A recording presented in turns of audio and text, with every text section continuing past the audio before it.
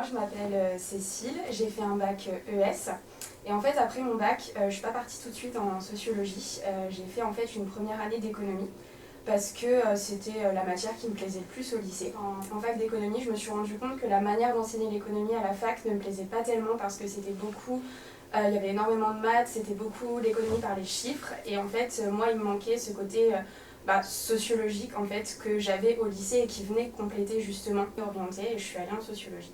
Alors moi je m'appelle Ophélie, j'ai fait un bac littéraire et du coup après le bac j'ai décidé d'aller en sociologie complètement par hasard. J'ai fait un master en sociologie. Moi je m'appelle Marion Kinsburger, donc je sais que je veux faire de la sociologie depuis que je suis en seconde à peu près. Parce qu'un ami à moi qui était déjà dans ce cursus-là m'avait donné des bouquins de Bourdieu notamment. Donc j'avais déjà pu commencer à me familiariser avec ça.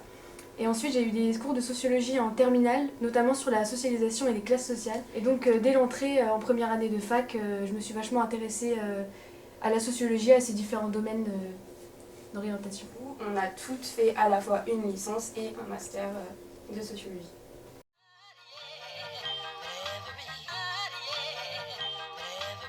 Cécile et moi, on a apprécié la sociologie de la santé. D'ailleurs, c'est dans ce champ-là qu'on a réalisé notre master de M1 et notre M2. Pour ma part, moi j'ai travaillé sur la pratique anorexique pour mon master de M1.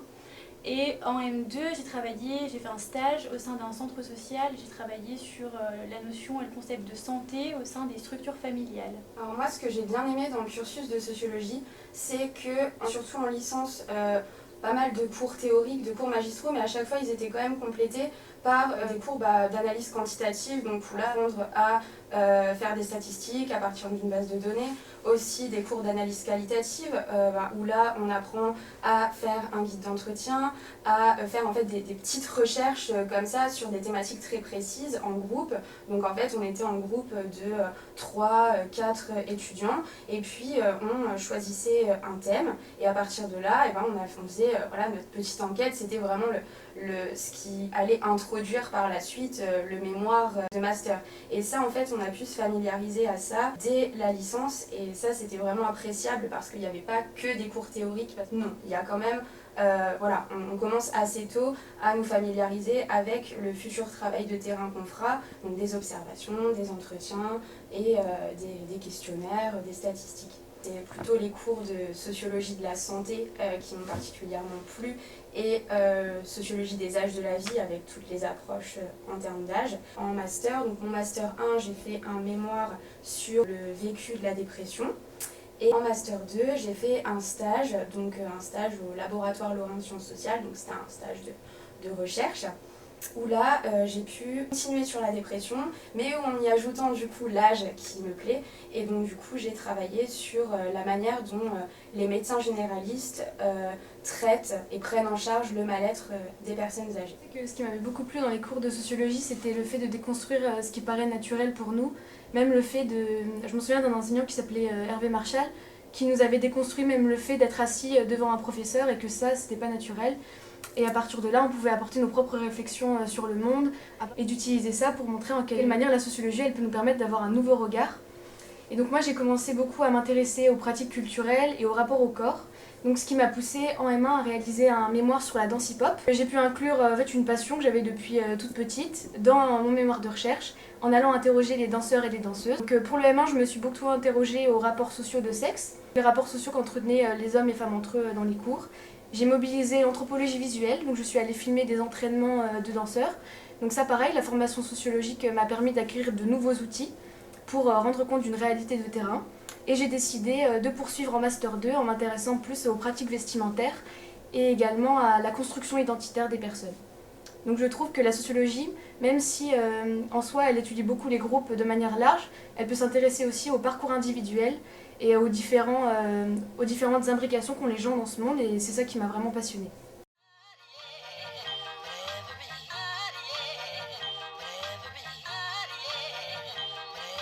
On a décidé de créer une association qui s'appelle ALMIS, donc c'est l'association lorraine de médiation et d'intervention sociologique, parce qu'en fait on avait vraiment la volonté après le master de continuer à faire de la sociologie et on s'est dit que voilà, en s'associant tout ensemble, en ayant quand même une association, donc quelque chose qui légitime aussi le fait qu'on s'associe entre nous, on pourrait vraiment continuer à pratiquer la sociologie. On pourrait aussi mutualiser nos compétences parce que, comme on l'a dit, donc Ophélie et moi, voilà, c'est vrai qu'on a pu se spécialiser plutôt en sociologie de la santé, des âges.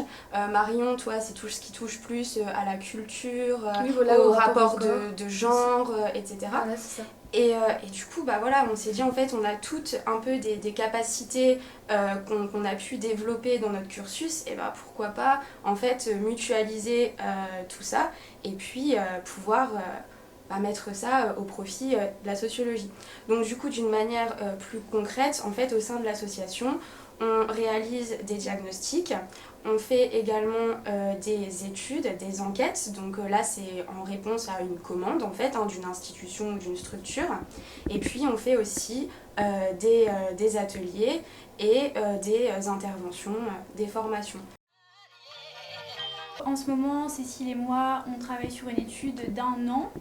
On est chargé d'études donc, au CHU à Dijon à l'espace de réflexion éthique et on travaille sur les questionnements éthiques qui se posent dans la prise en soins et dans l'accompagnement des jeunes adultes atteints de maladies neuroévolutives. Donc voilà, là on travaille en ce moment là-dessus avec Cécile. Dans des études comme ça, on mobilise vraiment tout ce qu'on a appris dans notre cursus. On mène des entretiens, on fait passer des questionnaires, on traite aussi des bases de données statistiques. On le met en application aujourd'hui quand on répond à une enquête, une étude. On fait à la fois de l'analyse qualitative avec des entretiens et aussi quantitative. Oui. Ouais.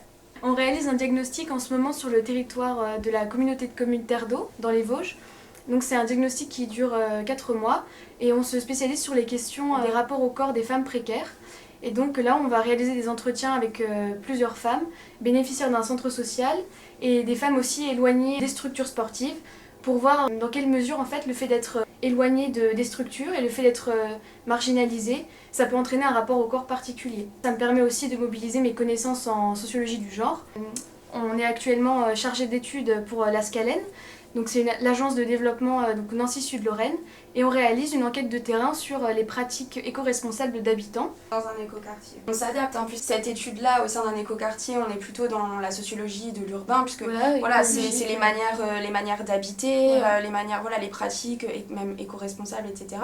C'est quelque chose qu'on n'avait pas forcément fait avant, mais dans tous les cas, on a appris à lire, faire une revue de littérature, on a appris à créer des guides d'entretien, à mener des entretiens. Donc au final, la méthode sociologique, elle est transposable à n'importe quel sur le sujet. terrain. On s'adapte du coup.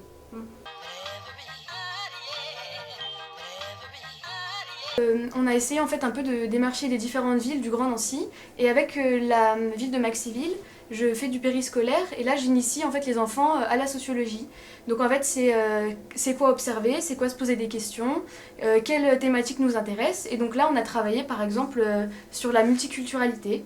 Donc là j'ai interrogé les enfants sur leurs origines, sur les plats qu'ils aimaient manger et à partir de questions simples en fait sur le quotidien, ils ont pu se questionner entre eux, débattre et à la fin donc tout ça ça prend la forme d'un petit livret que je remets aux parents avec détaillé donc toutes les séances, tout ce qu'on a fait et voilà donc ça montre aussi que la sociologie c'est quelque chose qui n'est pas très répandu mais on peut la mobiliser aussi avec un public enfant et que voilà je trouve qu'il n'y a pas d'âge en tout cas pour commencer à s'interroger sur le monde.